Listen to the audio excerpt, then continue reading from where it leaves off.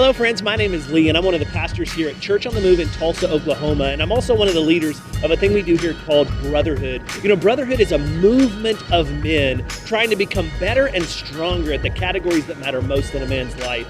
And one of the things we do is a monthly breakfast where we hear an encouraging and an inspiring message from business leaders, from leaders in the church, from men who have come back from failure, men who have overcome addiction. My hope is over the next few moments, as you listen to this message, you will be encouraged and challenged to become the man that God created you to be. Let's jump in. Here we are, Brotherhood. The Brotherhood. Is it just me, or does Brotherhood sound a little Old English? Like, I don't know where this name came from, but it's a little bit of like Three Musketeers-ish. Just a little, raise your goblets. Welcome to the Brotherhood. Is this attached to the Renaissance Fair? Is that what this is?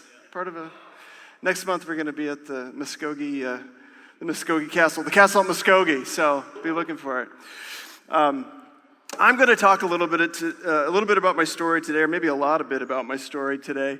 God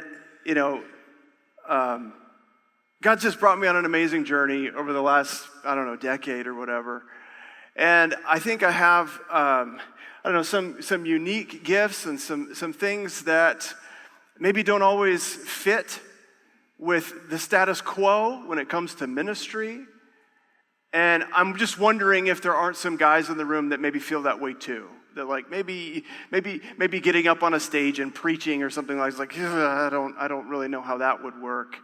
That's not really me. But what I'm here to tell everybody today is that it's a very simple message. We all have gifts. We all have things that God has given us. We all have talents that God has given us. And He wants to use those gifts and talents to expand His kingdom. And it's on us to kind of discover what those talents are and to refine those talents and to refine those to the degree that God can use those to reach more and more people. And so the thing is, the enemy knows that. He knows that our gifts make room for us and bring us before great men. And so what he tries to do is he tries to get us, he can't just steal our gifts because God's given them to us.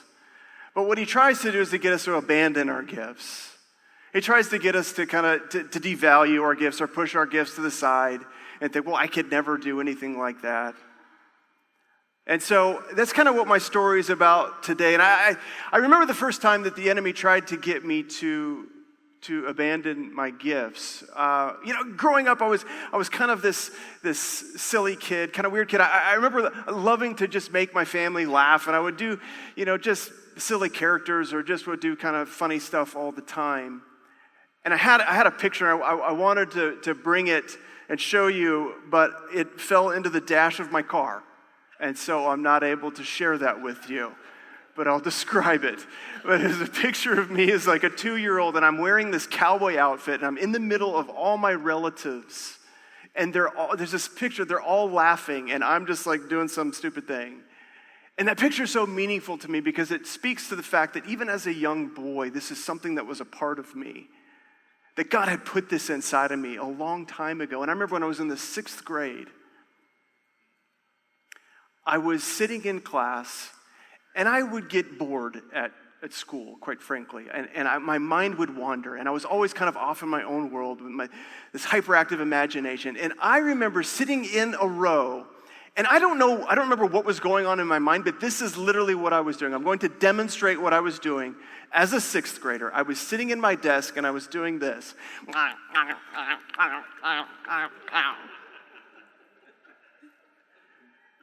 This girl is sitting in front of me. She turns around and she looks me dead in the eyes and she goes, "You're weird."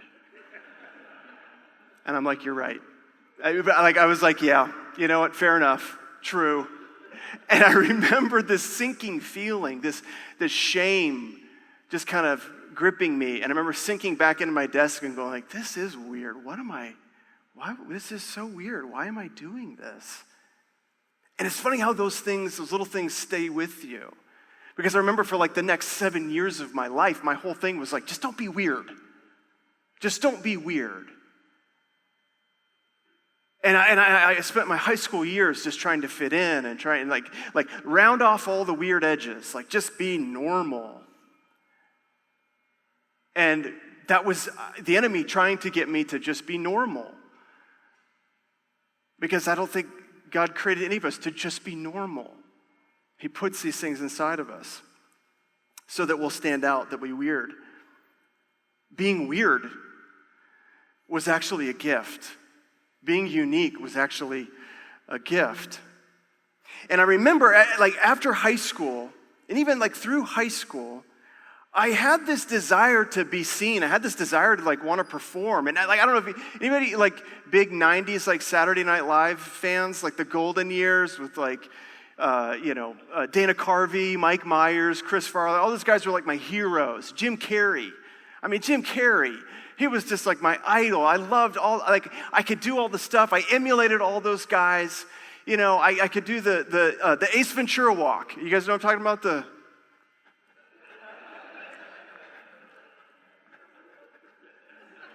None of my friends could do it, but I could do it.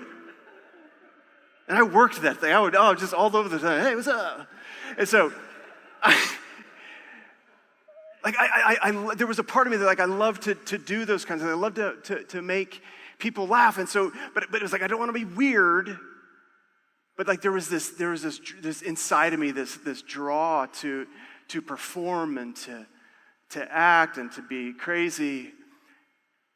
But I didn't really have any idea what to do with it. You know, I'm just this kid in Owasso, Oklahoma. And then our church on the Move, we started doing 180. We launched this new youth ministry. And we were going to do dramas, like sketches and stuff in our services. And so, you know, they were doing tryouts. And I'm like, all my friends were like, you have to do this. I'm like, Finally did it. I tried out. I made the team. And I remember the first time we performed, it went amazingly well, to my shock. And I remember afterwards, all these people coming up to me and just being like, bro, that was amazing. That was so good. And I'm just like, I didn't even know. I was just like, I had discovered a gift for maybe the first time. Like, you have to understand, at this point in my life, like, there wasn't a whole lot going good for old Chris here, okay? Like, I drove my mom's minivan, right? I was not attractive. I had horrible grades. I had to take night school to pass high school. Yeah, like, it was bad, right? The only girl I had any kind of romantic relationship with was Little Debbie.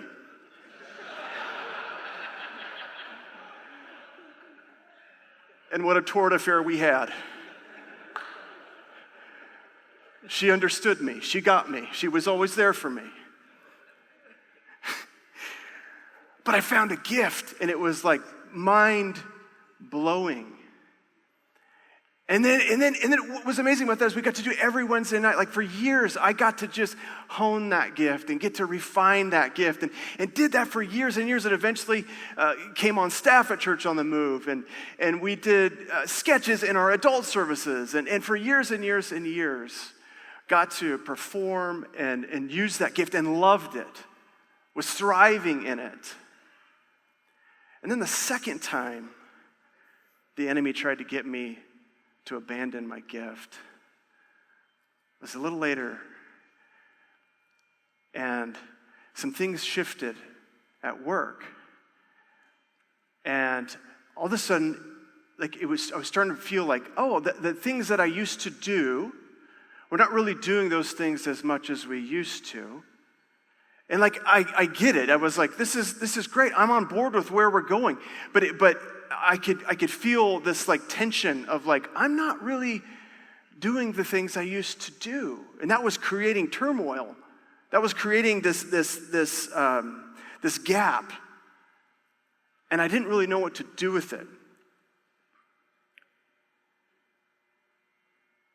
And so, over the course of several years, I was just doing a lot less performing, and I was doing a lot of other things that were good things, but it wasn't like my sweet spot.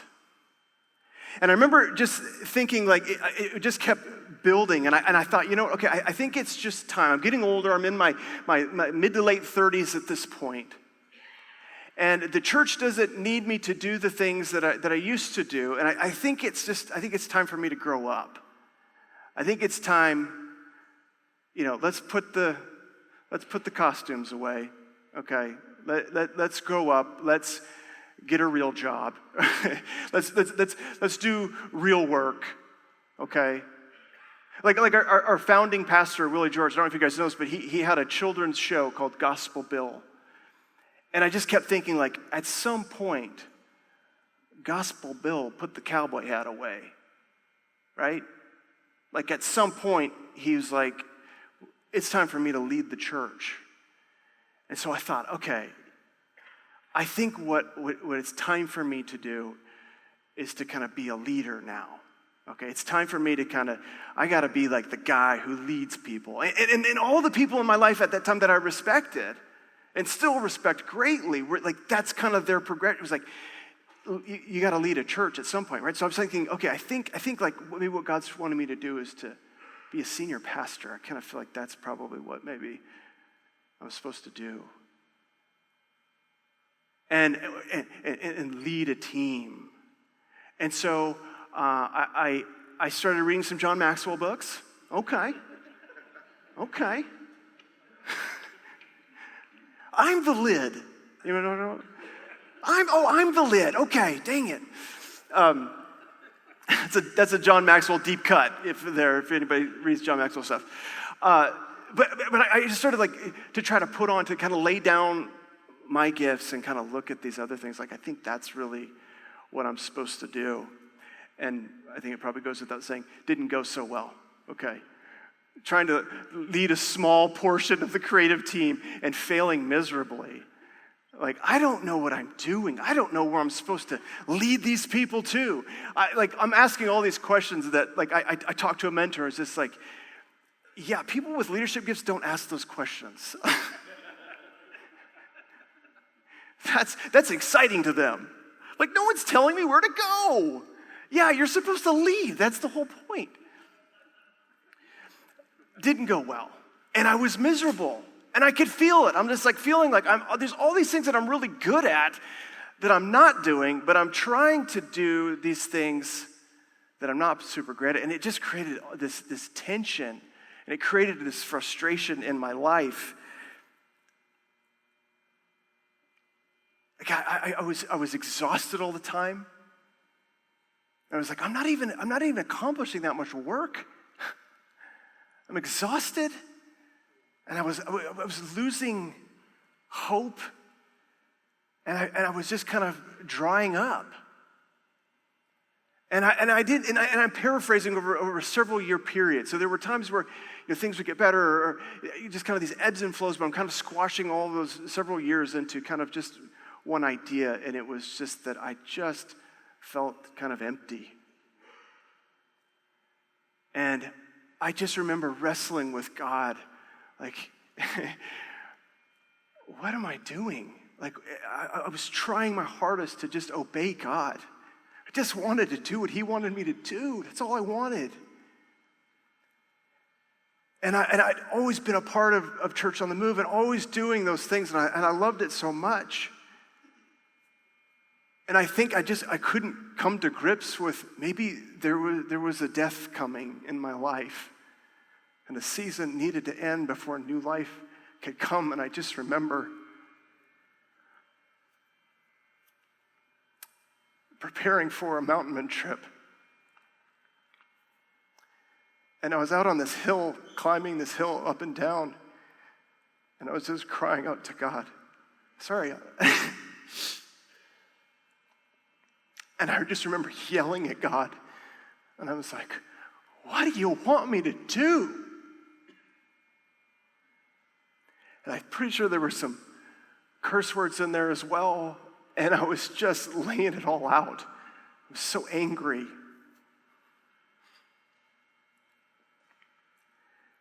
And I'm so thankful that I had community in my life and had friendships and had people in my life that I could go to and work these things out with. I think about Lee, and I think about Whit, and I think about Brian Job. And I think about guys like Dr. Neiman and Kirby Anderson. I mean, I just had all these people, and I understand that may not be your situation, but that was my story. I had all these people that I was able to turn to. And I remember meeting with a mentor, and we kind of did a deep dive into my past, kind of going, okay, let's get you back, like connected to what it is God's called you to do.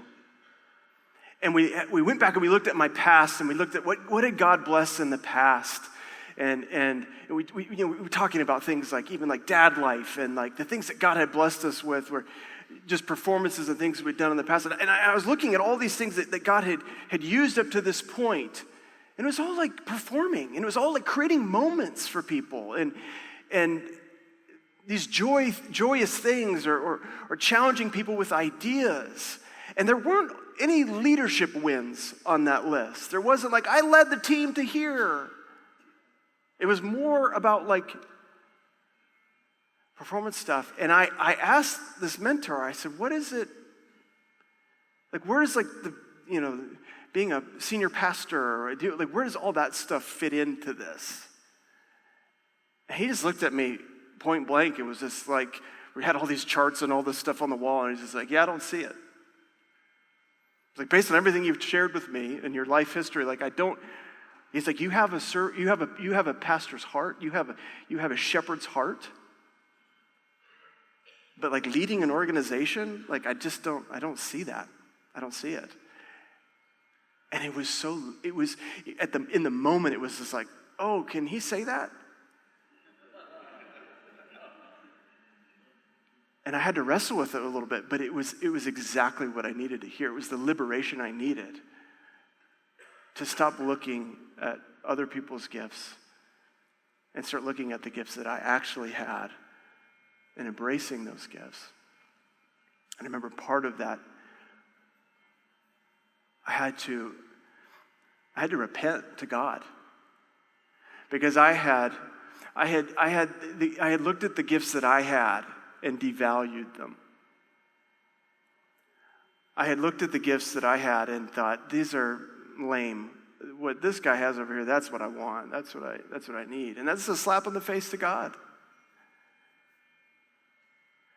And I remember I was on this hill I had hiked that day, and I just asked God to speak to me, and literally this bird landed like 4 feet in front of my face. And it was this beautiful blue bird, and the light was hitting it. There's all these colors, all this radiance. And I was seeing all these intricacies in it. And it was like, this is amazing. And I felt like God said to me, just like, how dumb would it be for this blue bird to think that he has to be a red bird to be beautiful? Like how silly is it to think like this bird's gonna have to like acquire red feathers and put them on itself, and now it'll be beautiful. And that's like exactly what I was doing. That's exactly what I was doing.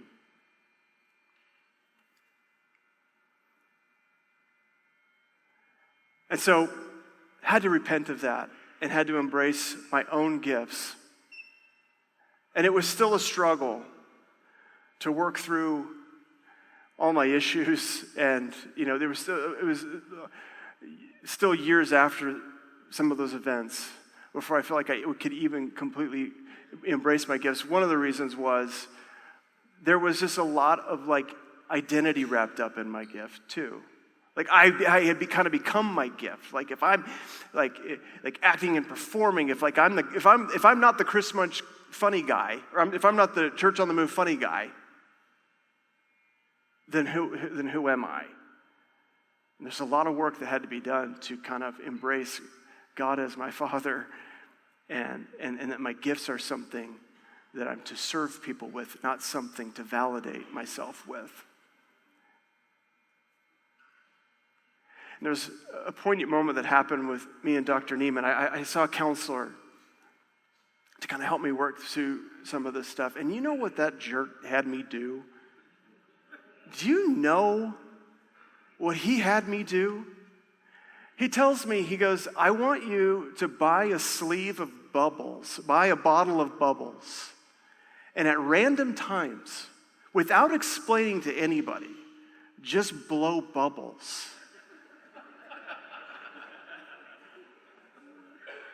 He's like, anytime there's bubbles, you can't see bubbles and not smile. And I'm like, you're about to see that. I'm about to prove you wrong. He was trying to connect me to that boyhood innocence of just wanting to make people smile and make people laugh. And it was really uncomfortable because I wanted to be dignified. I wanted to be respected. I wanted to be some man that everyone looks at and goes, wow, amazing. Instead of just connecting to my gifts and like, you know what, I'm really good at making people laugh. Why don't we just stick with that? And I remember this time it's hard to look cool doing this, right? The bubbles, like you can't, it's not a dignified activity. And so I remember this one time, I'd done it around the office a couple times, very awkward. But one time, I was going to Target with my son Lewis, who was 5 at the time. And we get out of the car, and I'm like, hey, bud, you want to do some bubbles? And he's like, heck yeah, I do. And so I'm walking up to Target, it's like, how weird is that? How weird is that? But that's exactly what I had to break through. I had to embrace my weirdness. And I was uncomfortable until I saw my son.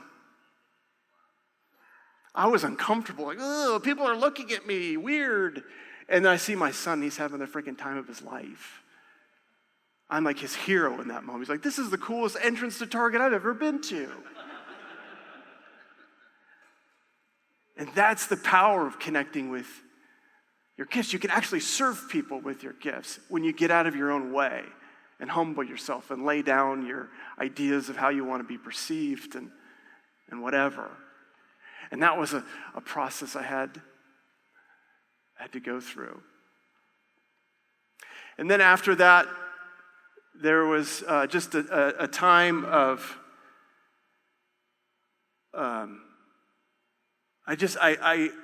So that season was about reconnecting to my weirdness. That weirdness, I tried to shave off the edges. I tried to round off the edges. I had to reconnect to that uniqueness and be okay with being a little silly, being okay with being a little weird, be okay with being a little unique. And I remember having this meeting with Pastor Witt, and he kind of laid out and just kind of shared his heart on where like the arts team, kind of where he kind of saw it going. And I remember just feeling this like, I don't know how to describe it other than maybe a release, I guess. You hear people talk about this. I just felt this like peace knowing like, oh, I don't fit into this. I don't fit in where this is going. And that's okay. That's a really good thing because it means that God has a next step for me, and it means that God has a next step for the team that I'm leaving. And I was so caught up in like, I don't want to abandon anybody, and I don't want to, but the fact of the matter is I needed to just get out of the way. God was raising up new people. And so I made the decision to step out and leave Church on the Move after working for 22 years. And I just kind of stepped out and just kind of like, all right, I'm going to just kind of do freelance, but I didn't know what exactly what I was going to do, but I know I needed to reconnect to my performing gifts and comedy. And so I remember I did a comedy show, a stand-up comedy show. I hadn't done one in several years, or maybe 2 years. And I just remember like seeing people laughing and seeing people enjoying themselves. And I just felt this like, oh, I can breathe again. I just felt this rush of energy. But you can't leave your job and just decide to become a stand-up comic and think you're going to provide for your 4 kids. Stand-up comedy is a tough gig.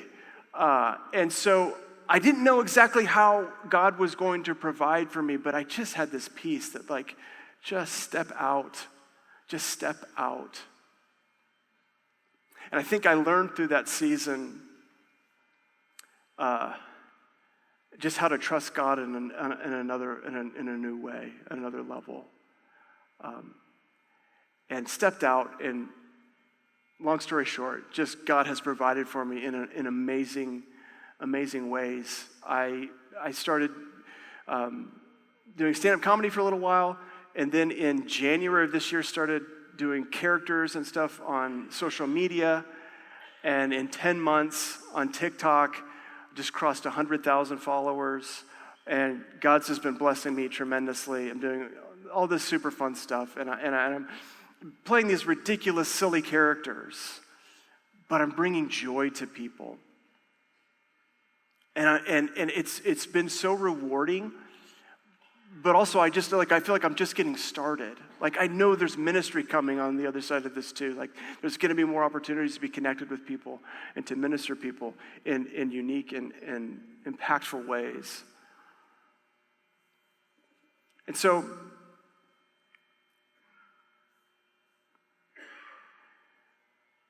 my story is maybe somewhat unique on the surface, but I think it's universal to a lot of us. And so I think that God, He does bless what we put our hands to, and our gifts do make room for us. And so what I want to talk about, I guess I'm almost out of time here. Do I need to close it down? 7:32? Real quick, then I want to just give you five takeaways. Just real quick, 15 notes here, real quick. No, I can blow through these real quick. 5 thoughts about how to steward your gifts well. Number 1, obviously, you need to discover your gifts, but what does that mean? A lot of people, I just kind of do what I do. I don't think about them as being gifts, but look for your weird. Look for your uniqueness. And have the courage to step into the weirdness and your uniqueness. There's a program called Your 1 Degree. I went through this program. It was very helpful. Dave Jewett, they're going to be out in the lobby. If this is something that's resonating with you, it's just like, I feel kind of stuck. I don't know exactly what I'm supposed to do. If maybe feel high-centered, go talk to those guys out there. There's a program that can help you kind of break down what God has blessed you in the past and kind of help you find your gifts and how to use them better. Number 2, value your gifts. I was just talking to Tom earlier. He was talking about Adam Sandler. They used to say Adam Sandler was his friends and adult mentors, people with he's weird. You're doing weird stuff. Like, what do you like? No one's saying he's weird now. Okay, turns out weird pays pretty well. So lean into your weirdness, but value what God has given you the ability to do. Don't look at somebody else and compare your gifts to them and feel like, I wish I was really good at making money like that guy or whatever. Like, just trust that what God has put in your heart to do, He has a purpose for. And He can bring blessing to you that you have no idea He's able to do. So value what God has put in your heart. Refine your gifts. That's pretty self-explanatory. I have a quote, but I'll just skip it. Serve with your gifts. That's the other thing. Your gifts should be outward focused. Your gifts should be outward focused. When I think about taking the stage, when I think about making people laugh, it's just that. I'm thinking about making people laugh. I'm thinking about giving them joy, not validation. A lot of comedians talk about getting laughs. That's not what this is about. It's about serving people with what you can do, what uniquely the things you can do. Serve people with it. And I'm tired of hearing about men chasing after success or chasing and abandoning their families. Because, I'm good at this, so I got to do it. Like, serve with if your gift is controlling you, like, that's not a good thing. You're not serving with that gift. This gift should be making the world a better place for the people around you and the people that God's put in your life. And then lastly, trust God with your gifts. It's going to require a greater level of trust. I knew I knew I was supposed to step out and use my gifts, but I think I kept getting hung up with maybe some of the how.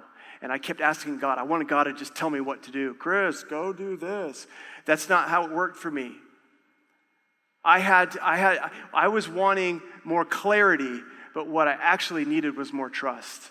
And so I actually had to take a step and walk it out before God would bless me. And I just want to say that this is not a brag on me, this is a brag on God. I am a full-time performer and actor providing for my family. That is extremely rare. There's 160,000 people in the Screen Actors Guild. Okay, anybody you see in Hollywood, they're part of the union, the labor union, the Screen Actors Guild, 160,000 of them, only 2% of them make a living at acting. That's 2% of the people that have Screen Actors Guild cards. Okay, it's very similar numbers to like being a professional athlete, and being if you're a D1 student or make it into the D1 college, that would be like you're getting into the Screen Actors Guild, and only 2% of those people. This is God knows how to bring you what you need when you embrace your gifts. When you line your gifts with His calling and embrace your weirdness and do what He's put in your heart to do, He will provide for you. And you can have courage to step out and do that very thing. Okay, I'm done. Thank you guys so much.